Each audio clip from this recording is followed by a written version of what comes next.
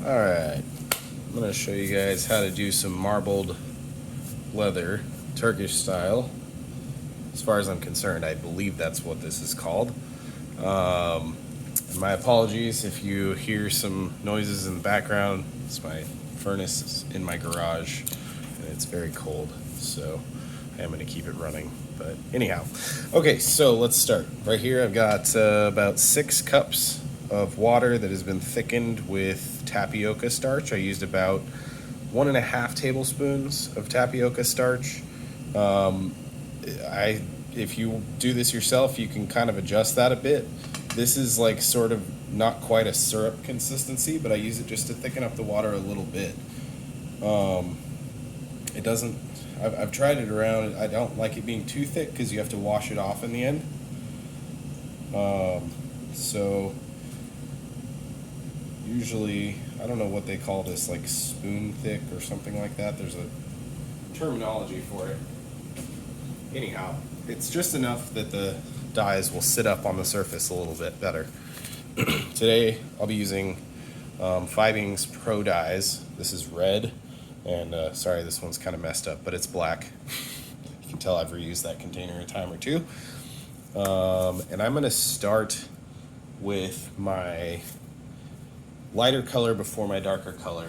You can do this with multiple colors, but the end result is going to be something like this.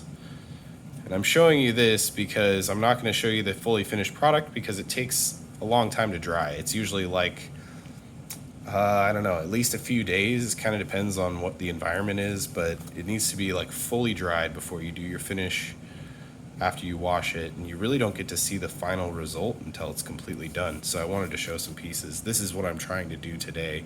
I've done this before and I have a special request that was more than this piece by just a little bit, so I have to make more. Okay, here we go. So, I'm gonna use droppers. I'm just using regular pipette droppers. Another way, these little droppers at craft stores work really, really well as well. But I'm just using pipettes today. And here we go. You'll see what happens as the dye goes out on the surface. The oil bases come back up to the surface. Some of the alcohols will dissolve a little bit, and you can see how this is coming together. And you can sort of decide how much of each dye color you want to include as they come together. It starts out as a bright red. As you add more, it gets more of like almost a blood red, and some of this will break apart, and as you give it time, it'll settle into different kind of structures. And then what we'll do with the black is to put it into some of the voids, and you'll see as some of the dyes come together. There's a bit of a finesse in getting it just right because you don't want to do way too much dye because it'll have a tendency to really rise up on the surface, and if you don't finish it right, it can bleed off. So there's sort of a just right amount, but it's hard to say exactly what that is.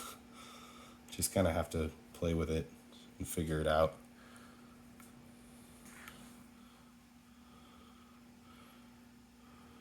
Okay, start there, and you'll see as I go in with black how it pushes the other colors together. Put my cap on here so I don't make any silly mistakes and spill something.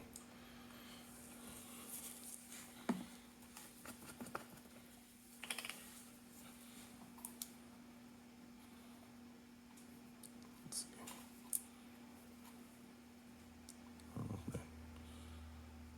I think my kid broke this pipette. This one's not working very well. It's okay, we don't need a lot of black. Black goes really wild, as you can see.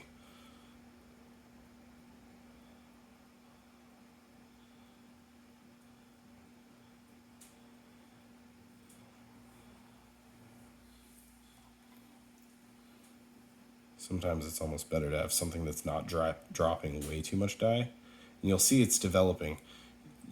There's a point where you almost want to stop and wait to see what it's going to do before you add too much more dye.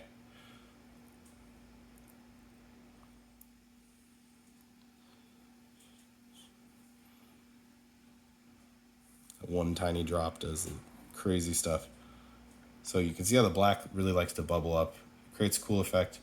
And the dyes will behave, the different colors behave a little different with each other. They do lots of crazy stuff. It's fun to watch. This is a fun project to do, especially with like kids or something. I've done this with my daughter before. She's just about to turn 5. As long as you're wearing gloves and all that, it's fine. Okay, now we'll go in with the leather. So I've got a piece of just plain 2-3 ounce natural veg tan leather. This is Herman oak leather. It's my preference. This is completely dry.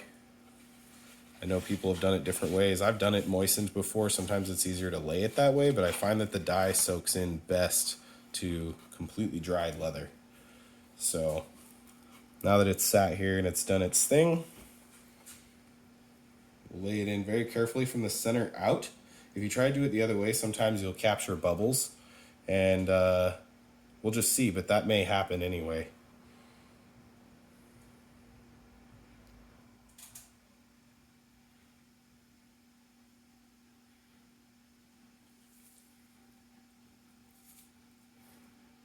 I'll press it out.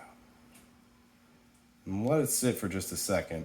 I don't let it go too long, but it's good to let it sit just a little bit so that it can soak into the leather.